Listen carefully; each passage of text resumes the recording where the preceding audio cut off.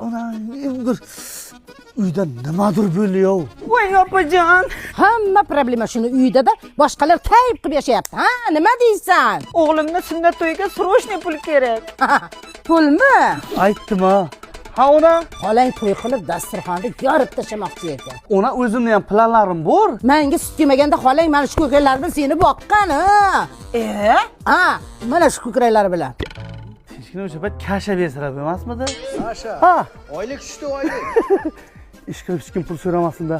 Sizga shunaqa yarashdi. Eringiz Rossiyada-ku, u yoqda pul daraxtda o'sadi.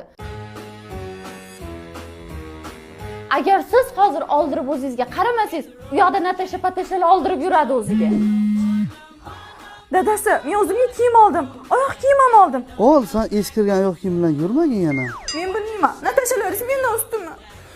Tavba qilin, kim Rossiya kelsa yo uni xotin bozga chiqaradi, yo alkashga chiqaradi. Ure, o'qishga kiribman.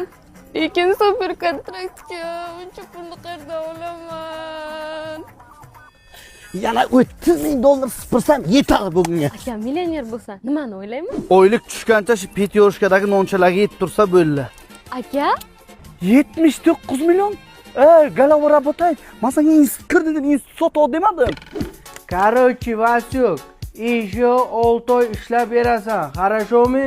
Ukajon, Matizcha olib turdim. 7,000 gina yetmayapti-da. Bo'ldi, tashlab beraman. Kakraz o'zi tezda degan mobil ilovasi sketchat qilganman.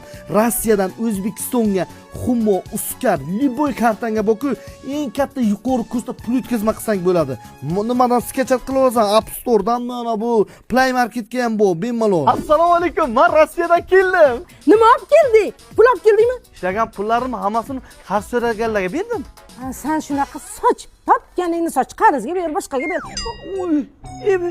Yafting qurisin. Bor Rossiyaga yo'qol. Yana ishlab kelgin. Endi biron kishiga qarz bersam kuchuk bo'ladi. Yarim Moskvalarga ketdi.